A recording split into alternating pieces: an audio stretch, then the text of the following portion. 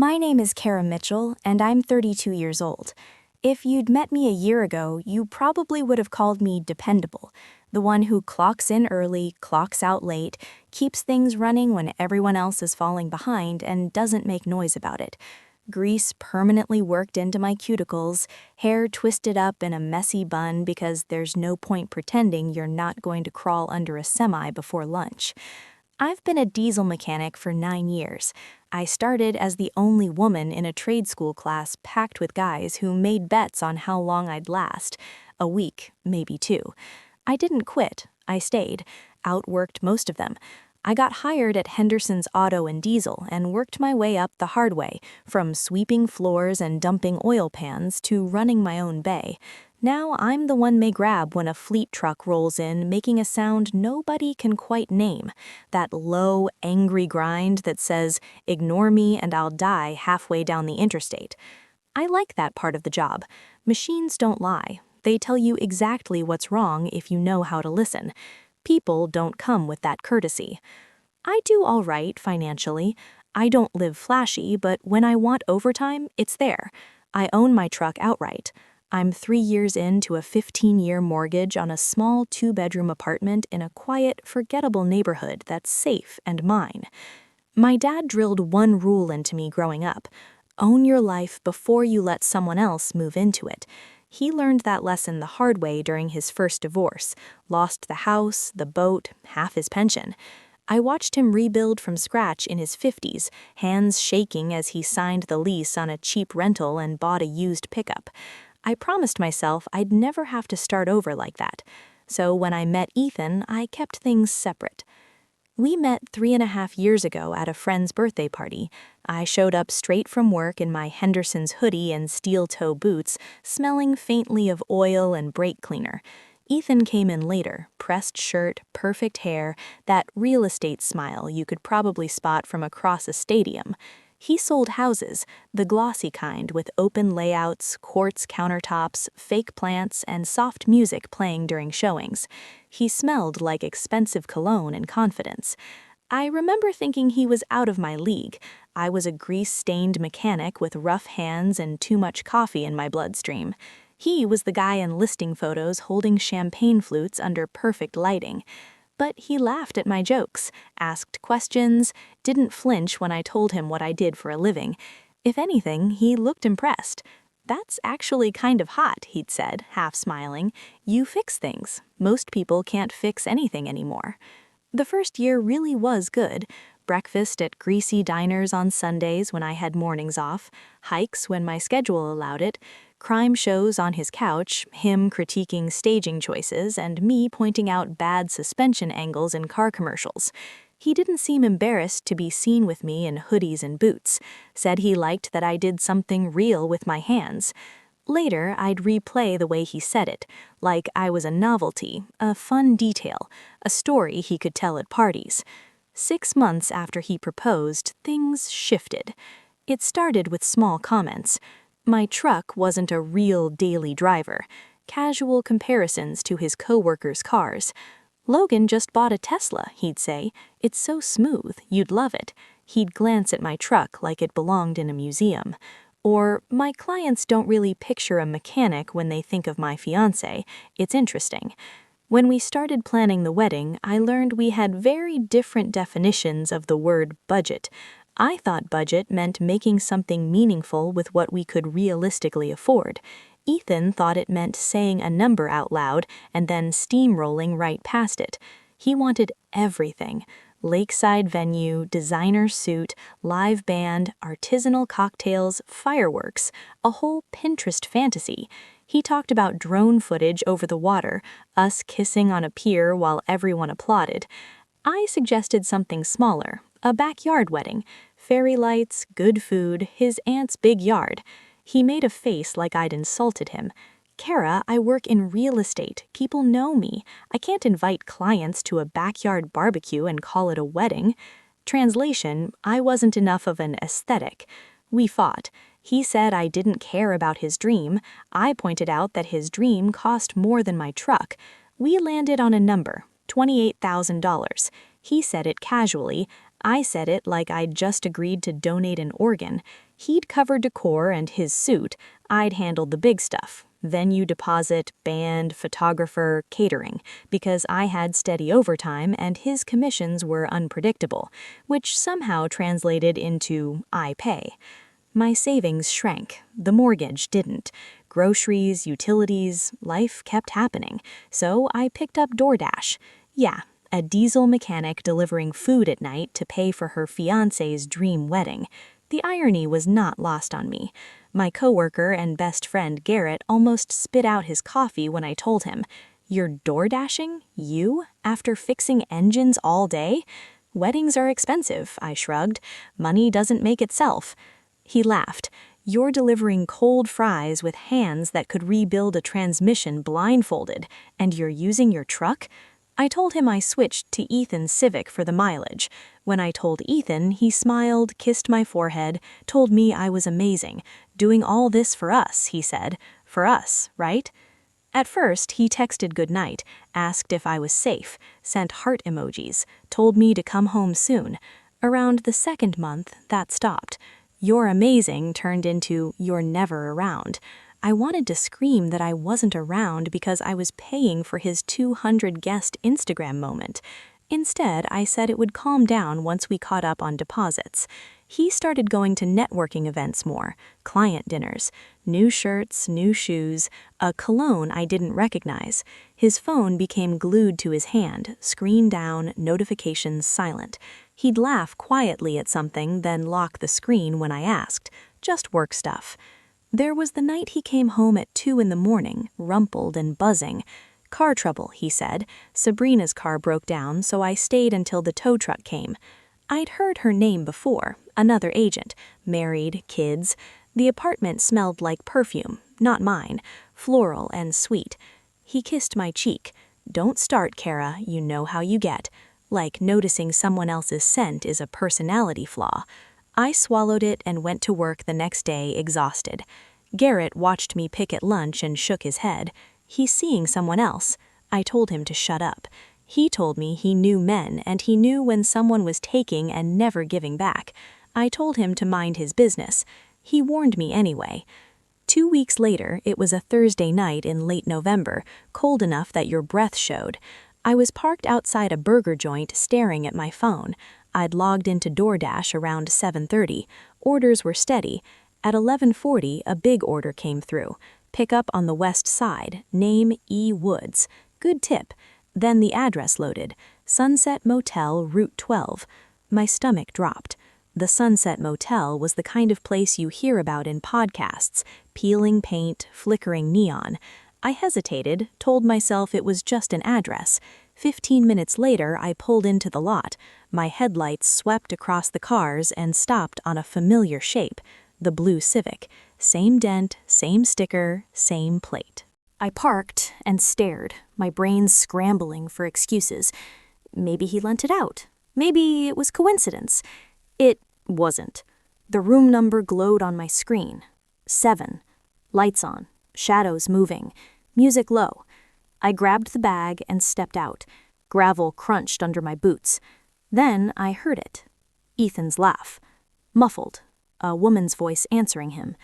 I knocked. The door opened part way. Ethan stood there, wearing my Henderson's hoodie, bare legs, hair a mess, eyes going from casual to terrified in a heartbeat. "Kara?" he croaked. From inside, a woman's voice called out, annoyed and hungry. "Baby, hurry up, I'm starving." Time slowed. Behind him, I saw the bed, unmade, sheets twisted, a bottle of cheap bubbly on the nightstand, 2 glasses, clothes on the chair, his shirt, a dress that wasn't mine, and on the dresser, like some sick joke, was our engagement photo in its white frame, face down. He'd brought our picture to a motel. I didn't scream. I didn't cry. I didn't throw the bag in his face, even though my hands were shaking so hard the paper crinkled. I just held it out to him. "Your order?" I said, my voice sounding like it belonged to someone else. "Enjoy your meal." "Kara, wait, this isn't—" he started, reaching out. I stepped back. His fingers brushed air. For a split second, our eyes locked. I saw panic, guilt, a flash of anger that I'd caught him instead of the other way around. Then I turned, walked back to the Civic, and climbed in as calmly as my shaking legs would allow. In the rearview mirror, I saw him step out into the cold, in my hoodie, bare feet on cracked pavement. A woman, Sabrina, I assumed, appeared behind him wearing a hotel robe, peeking past his shoulder. I put the car in drive and pulled away. I don't remember the first 10 minutes of that drive. I came back to myself in a grocery store parking lot, gripping the steering wheel so tightly my knuckles hurt. My phone buzzed over and over. Ethan. Unknown numbers, voicemails, texts popping up one after another like a slot machine. I let it ring. By 1:30 a.m., I was at my apartment, the one with my name on the mortgage. Our door looked exactly the same as when I'd left. Same welcome mat, same wreath Ethan's mom insisted we hang. Inside, everything screamed us. Our couch, our photos, his shoes by the door. I stood there for a long moment, keys in my hand, listening to the hollow roar in my ears. Then something in me clicked. I grabbed a trash bag. I didn't cry. Not yet. I moved. Shirts, pants, socks, his favorite cologne, the watch I'd given him last Christmas, the cufflinks he'd bought for the wedding. Every piece of him went into black plastic. By 3 a.m., 4 bulging bags sat lined up by the door like dead weight. I pulled out my phone and Googled 24-hour locksmith near me. The guy showed up around 4:15, hair messy, eyes still half asleep. "Rough night?" he asked, kneeling by the lock. "You have no idea," I replied. He changed the locks in silence. I paid him $200, the first money I'd spent in hours that felt like it actually protected me. When he left, dawn was starting to gray the sky. My phone was a graveyard of missed calls and messages. I walked to the kitchen table, opened my laptop, and started a new folder on my desktop. I titled it Ethan Wedding Evidence. Receipts, screenshots, Venmo histories, contracts, every dollar I'd poured into this wedding, every scrap of proof that I was the one paying while he played house with someone else in a motel. My hands finally stopped shaking as I typed. If this was going to turn into a war, I decided, I wasn't going to fight it screaming in a parking lot. I was going to fight it with documentation. And this time, I wasn't the one who was going to lose everything. By the time the sun actually crawled over the horizon, my desktop folder wasn't just titled Ethan, Wedding Evidence. It was full. Venue deposit, $3,500 from my account. Photographer, $2,200. Catering deposit, $8,000. Band, $1,500. Dress, mine. Shoes, mine. Every receipt I opened was like a brick I'd handed him to build the life he'd been secretly living with someone else in a motel. I screenshotted bank transfers, Venmo notes where he'd sent me half for rent in the early months. The cute little comments flashed by. "Got it, babe. Thanks, love." Then, 8 months ago, they just stopped. No more transfers, no more babe. Just me covering the full rent on autopay like an idiot because I trusted him. The longer I scrolled back through transactions, the colder I felt. I wasn't just heartbroken, I was being robbed. At 9:03 a.m., my doorbell notification chimed on my phone. I opened the app. There he was, Ethan, standing at my door. Hair gelled now, wearing jeans and that stupid navy jacket. He tried his key. It didn't work. He tried again, jiggled the handle, stepped back, frowning. Then he rang the bell once, twice, again harder. Watching from my phone screen in the break room a little later, I felt nothing. No urge to let him in, no urge to listen. He deserved that lock clicking uselessly. He called me 17 times between 9 and 10. I let each one buzz out until my voicemail filled. Texts piled in. "Ethan, why did you change the locks? Ethan, Kara, what is going on? Ethan, we need to talk. This is childish." I waited, then finally replied. "Me. Your stuff's in the hallway. Building manager has it." There was a long pause, then, "Ethan, are you serious right now?" Ethan, whatever you think you saw, it's not what it looked like. Ethan, Kara, you're overreacting. I stared at the words and felt something ugly and sharp rise in my chest. Overreacting? I took a screenshot of the DoorDash order. Sunset Motel, room 7, timestamp, total, order name, address. Me. You were in a motel room with another woman wearing my hoodie. I delivered your food. I'm reacting appropriately. 3 dots appeared, then vanished. No response. I put my phone down, took a breath, and did something that felt oddly like hiring a hitman. I called a lawyer. My dad had mentioned a guy once during his divorce, Bill Kowalski, said he was the only attorney who didn't try to bleed him dry. Bill's office was in one of those sad-looking strip malls between a nail salon and a tax place. I sat in my truck staring at the faded sign that just said Kowalski Law and wondered when exactly my life had taken this turn. Inside, Bill looked exactly like somebody who had seen every disaster people could bring him. Late 60s, glasses, tie slightly crooked, a coffee mug that said World's Okayest Lawyer. So, he said after I laid it all out, motel, hoodie, engagement photo, wedding expenses, the doorbell footage of him locked out, you planning on marrying this guy? Not anymore, I said. Good, he replied, without missing a beat. Do you have proof? I saw him, I said. I saw her. I have the DoorDash order with the room number and time. Bill shook his head. That's your word against his, unless you use it properly. Screenshots, save everything. What else? I pulled out my laptop, turned it so he could see. Wedding account is in my name. I've paid most of the big stuff. He covered some decor, and he hasn't paid rent in 8 months. Bill's eyebrows climbed. Can you prove that? I clicked through my bank statements. There they were. Months and months of rent splits, my Venmo request going to him, his transfers coming back with cutesy notes. Then, mid-spring, nothing. Just my full payment hitting the apartment complex every month like an idiot. He just stopped, I said, hearing my own voice go small. He said things were tight with commissions. I didn't want to pressure him. Bill made a sound that was half snort, half weary laugh. Print all of that. Every statement, every Venmo receipt with his name on it. Every one he stopped sending. You think I need it for what? I asked. For whatever happens next, he said. If he tries to spin this, if he claims you kicked him out for no reason and he contributed just as much as you, if there's any financial dispute from this mess, you're gonna want a solid paper trail. I swallowed. And what if he just walks away? Bill shrugged. Best case, he sulks, trashes you to his friends, and disappears. Worst case, he harasses you, smears you, maybe even tries to claim you owe him something.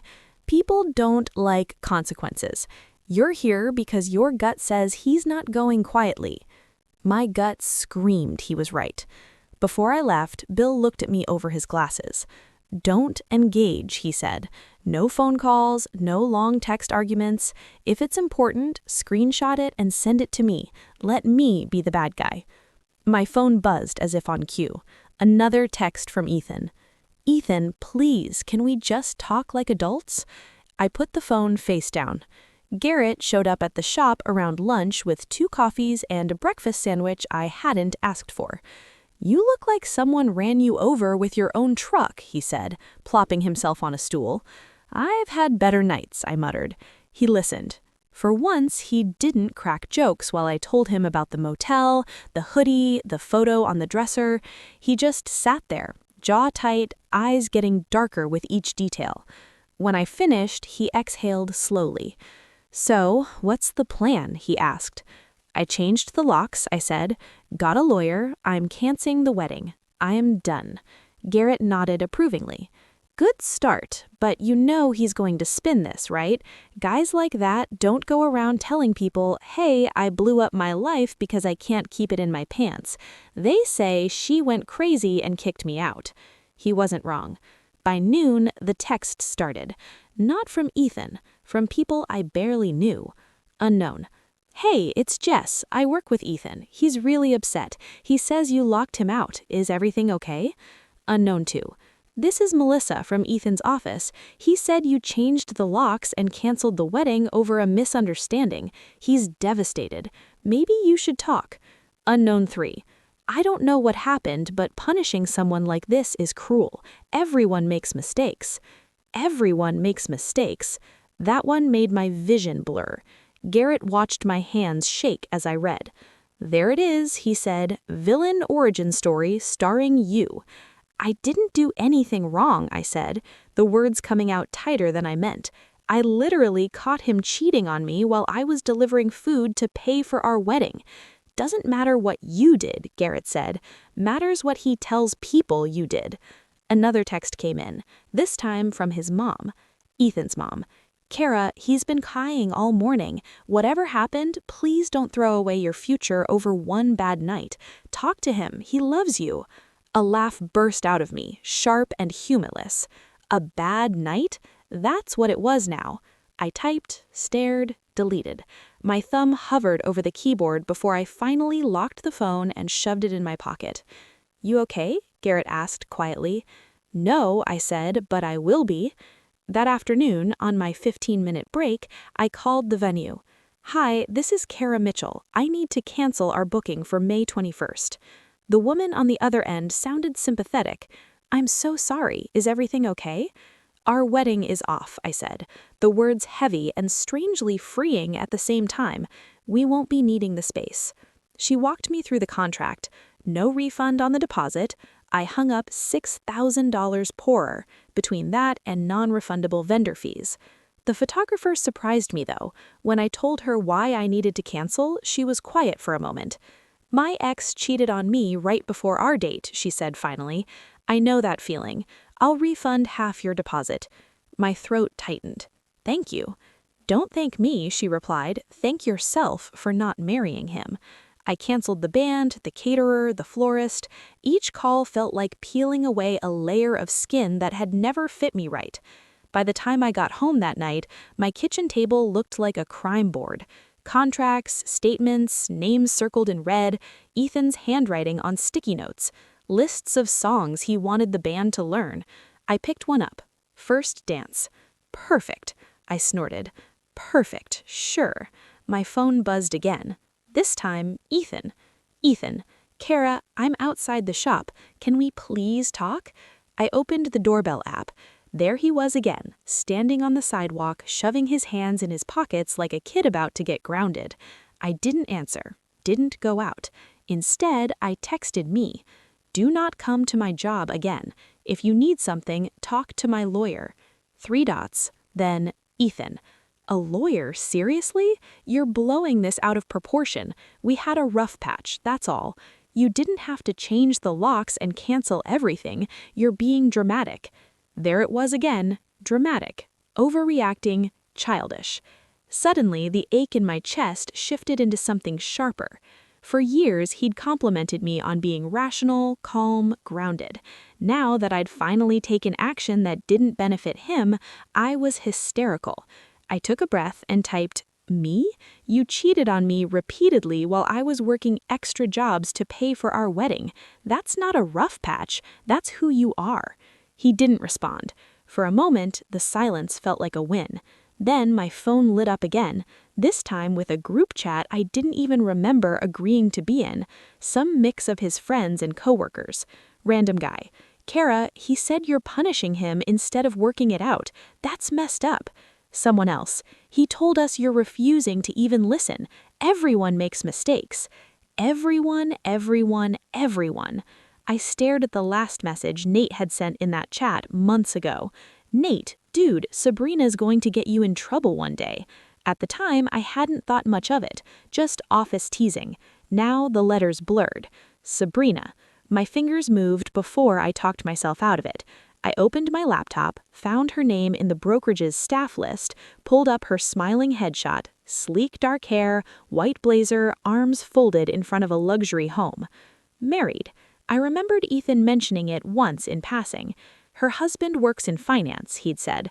They're like a power couple. I stared at her photo, something cold and patient settling into my bones. First, I'd protected my house, then my money.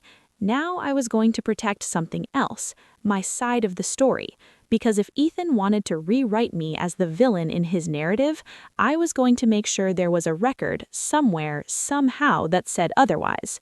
I closed the laptop, rubbed my eyes, and leaned back in the chair. This wasn't over, but for the first time since that motel door opened, I felt the faintest flicker of control. By the next morning, something in me had settled into a cold, steady clarity. I wasn't going to scream or beg or publicly expose Ethan in some messy social media spectacle. That's what he expected. That's what cheaters always expect: chaos, tears, desperation. Instead, I opened my laptop, made coffee, and started digging. First, our shared Google Photos account. Ethan and I had used it to back up pictures from trips, date nights, family gatherings. Nothing malicious, just convenience. I hadn't opened it since before wedding planning consumed every spare moment I had. Now I clicked into it with purpose. At the top of the screen, photos only you can see. I froze. Ethan had put some pictures in a private folder. My pulse thundered in my ears as I clicked. There she was, Sabrina, in a black dress at some hotel bar, in workout clothes, taking a mirror selfie in a gym that definitely wasn't ours, lying on a hotel bed taking a picture of her legs with a caption, "Best weekend ever." Date 4 months ago. My throat closed. 4 months. This wasn't a one-time mistake. This was a second relationship. Weekend trips, dinner reservations, nighttime skyline photos. Another one. Love this man. My hand shook as I clicked download on every single one. Then another shock hit me. The little info icon showed GPS location tags. Several photos were taken in cities neither Ethan nor I had visited. Not for work, not for vacation. So he'd lied about work travel too. Good. Great. Every lie was another receipt. I pulled them all into a folder. Then I removed his access to the account. Not petty, strategic. 2 hours later, as if right on cue, a text flashed across my screen. "Ethan, why can't I see the photo library? Did you change something?" I didn't answer. I didn't have to. That afternoon, I heard from someone completely unexpected. A new number texted me. Unknown. "Hi, is this Kara? My name is Caleb. I'm Sabrina's husband." I stared at the message until the letters blurred. Her husband. Her husband. The message continued. "Caleb, I'm sorry to reach out like this, but I think we need to talk. Can we speak on the phone?" No, absolutely not. But I typed, "Me, about what?" 3 dots. Then, "Caleb, I think my wife is having an affair with your fiancé." I sat very, very still. The universe had just handed me a loaded weapon. Me, she is. "Caleb, do you have proof?" Me, too much. "Caleb, can we exchange info?" I hesitated. Bill's voice echoed in my head. Gather evidence, but don't engage emotionally, so I kept it cold. Me, I'm forwarding everything to my lawyer. You're welcome to do the same. He sent a thumbs up emoji, then, "Caleb, thank you. I'm really sorry." Sorry. That small word hit differently coming from someone blindsided by the same 2 people. I sent the pictures, the dates, screenshots, captions. Within minutes, he replied, "Caleb, I had no idea. She told me she was doing team building weekends. I feel sick." Me, I get it. "Caleb, I'm so sorry you had to see that." Me, you too. There was a pause, then he sent something that chilled me. A screenshot of Ethan and Sabrina laughing together at a company event, arms around each other, posted on the brokerage's private employee group months ago. Caption, "Dream Team, best chemistry in the office." Chemistry, of course. Later that evening, Garrett showed up at my place carrying 2 massive burritos and 3 packets of hot sauce. He dropped everything on the counter. "Okay," he said, "on a scale of 1 to 10, how much do I need to bury a body?" I actually laughed, tired and hollow. "No body burying today, but you might want to hear this." I told him everything. Google Photos, the private album, the hotel trips, and then Caleb's text. Garrett didn't speak for a full 10 seconds. Then he let out a slow whistle. So not only was Ethan cheating, he said, he was cheating with a married coworker, and her husband just found out. Pretty much. Garrett shook his head. Kara, this isn't a breakup. This is going to be a full-blown explosion. Oh, don't worry, I murmured. I'm planning the exact location. By the end of the week, Ethan's version of events had reached Olympic levels of manipulation. He told his friends I lost my mind and overreacted, that we were just having a tough time and I threw away our future.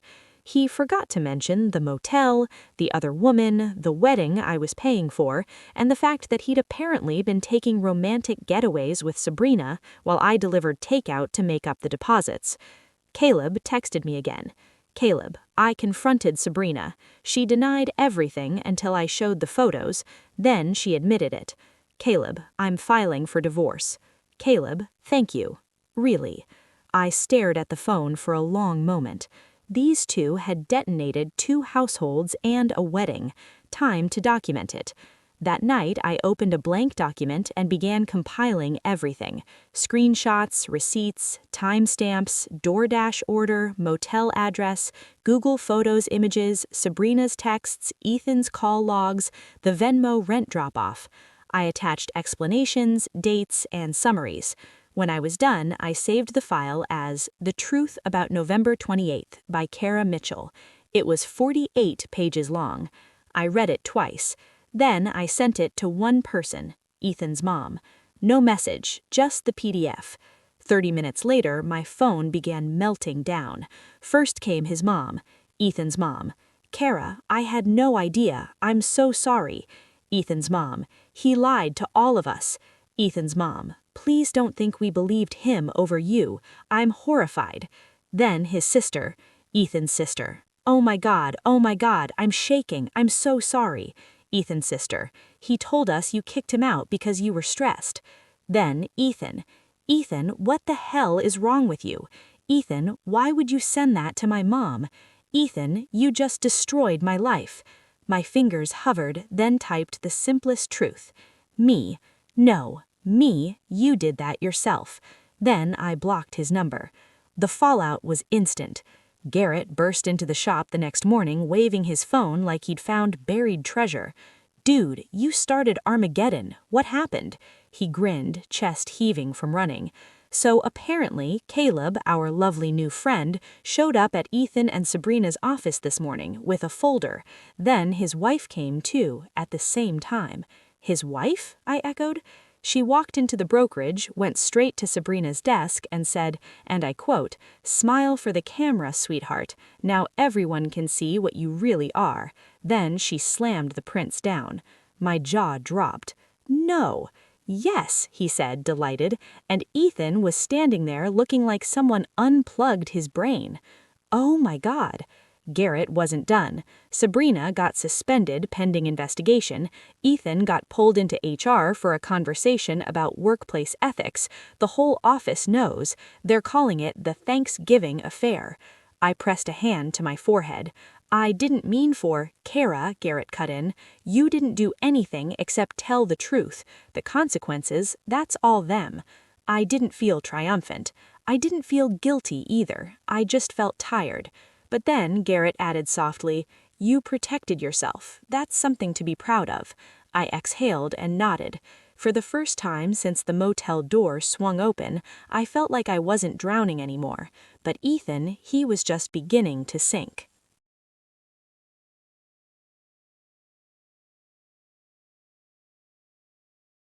For a little while, everything went eerily quiet.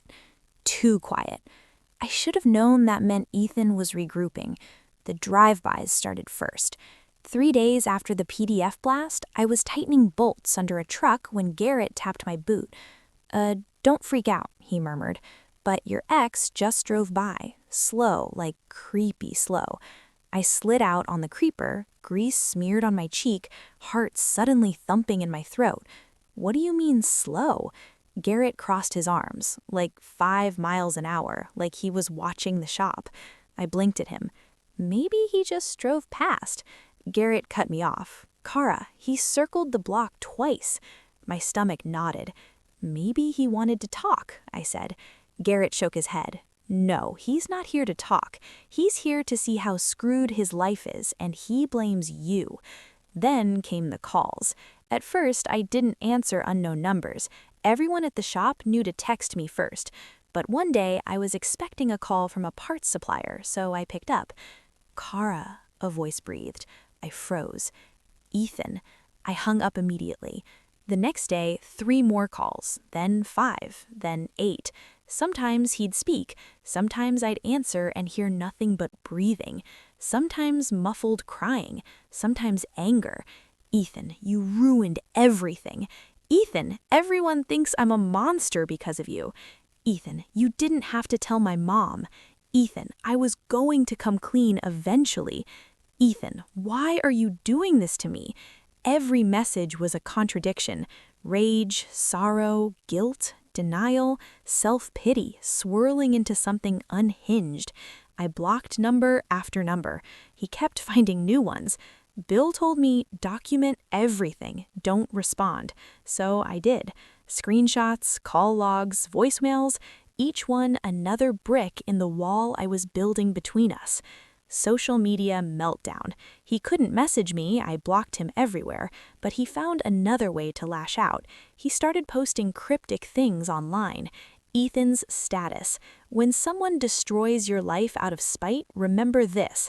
Cheaters exist because relationships fail. Forgiveness matters. His friends commented, "Stay strong, King. She didn't deserve you anyway. Some people just want to burn everything down." Garrett, of course, screenshotted everything and texted it to me. Garrett, bro, he's out here acting like you cheated on him. I didn't reply publicly, didn't defend myself, didn't engage. Bill's rule echoed through my mind. Silence is power, so I kept mine. The night everything turned, 3 weeks after the truth about November 28th detonated, I was closing up the shop. Garrett had already left. The air was cold, the parking lot quiet. I locked the bay doors, turned toward my truck. Footsteps behind me. I spun. Ethan stood 10 feet away under the street lamp, looking wrong. Thinner, eyes red, hair messy. A frantic energy rolled off him like heat. "We need to talk," he said. My pulse spiked. "No," I said immediately. "We don't." He stepped closer. I stepped back. "You can't keep ignoring me," he said, voice shaking. "You can't just erase someone like they never existed." "You erased us," I said. "I just took out the trash." He flinched, then laughed. Not a normal laugh, not even close. A sharp, bitter, cracked sound that made every instinct in me scream danger. "You think you're so righteous," he hissed, "so perfect, but you're just a mechanic, a nobody. You always were." And there it was, the truth that had been buried under proposals, pretty words, and Instagrammable moments. He never saw me as equal. He saw me as convenient. I pulled out my phone, hit record, and held it up. His eyes widened. "What are you doing?" "Protecting myself," I said. "Leave, Ethan, now." His jaw clenched, his eyes darted. He looked like a man whose last safety net had been cut loose. "You did this," he whispered. "You ruined everything. This isn't over." He backed away, slow at first, then turned and hurried to his car. I kept recording until his taillights disappeared. Then my hands shook so badly I had to lean against the truck. I sent the video to Bill. He called me within seconds. "File for a restraining order tomorrow morning. Isn't that—" "No," he cut in. "Kara, listen to me. This is escalating. He's stalking you, harassing you, showing up at your job, making threats. You need legal protection before this gets worse." The fear I'd been holding at arm's length finally cracked through. "I'll go first thing," I whispered. "Good," Bill said. "And Kara? Yeah, you're doing the right thing." The restraining order. The courthouse was cold and gray, filled with people trying to hold themselves together. I wasn't the first betrayed partner to stand at that counter. I wouldn't be the last. I handed over the video, screenshots, harassing calls, doorbell footage, notes from coworkers, evidence of drive-bys. The judge approved it in minutes. 500 feet, no contact, no third-party contact. Violation means arrest. 2 days later, Ethan was served. That night, his brother called me, not to yell, to apologize. "I didn't believe you at first," he said, voice heavy, "but I've been letting him stay with me since Sabrina got suspended. And he's not good, Kara. He's spiraling. He sits in his car outside your shop, talks about fixing things with you. He's obsessed." I closed my eyes. "I'm sorry," I said softly. "I never wanted it to get this far." "I know," he murmured. Thank you for getting a restraining order. Maybe it'll force him to get help." Maybe. Or maybe it would just force him to stay away. Either way, I wasn't his responsibility anymore. The quiet after the storm. For several weeks, there was nothing. No calls, no drive-bys, no social media posts, just silence. The shop stayed busy. Old man Henderson finalized the sale agreement. I signed the papers and became the owner of Henderson's Auto and Diesel. Yes, the name stays, Garrett insisted. We hired a new tid straight out of trade school, Danny, eager and bright with an oil-smudged smile. Life felt normal again. Then, 3 months after the motel, it happened. The gas station. Goodbye. I was filling my truck with gas on a quiet evening. The sky was pink and fading. A car pulled up 2 pumps over. I didn't look up until I heard my name. Kara. My chest tightened. Ethan. He looked different, smaller, hollow, like someone had drained the color from him. "I just wanted to say I'm sorry," he said. The words felt strangely heavy coming from him, but they didn't hit me the way I expected. No rush of vindication, no ache, just quiet. "I hope you figure things out," I said gently. "I really do, but I'm not part of that process." He nodded, eyes glassy. "I know." I finished filling my tank, closed the cap, got in my truck. He opened his mouth, maybe to say something else, but I didn't wait to hear it. I put the truck in drive and pulled away. I didn't look in the mirror. I didn't need to. Some stories end with fireworks. Some end with screaming. Mine ended with the simple click of a gas pump returning to its cradle. Epilogue. What I learned. Driving home that night, windows down, engine humming beneath me, I realized something. Walking away isn't weakness. It's choosing yourself. It's trusting the truth over the lies someone else tries to feed you. It's closing a chapter without letting it burn you alive. And sometimes justice doesn't look like revenge. It looks like surviving, like healing, like building something new, this time with your own hands.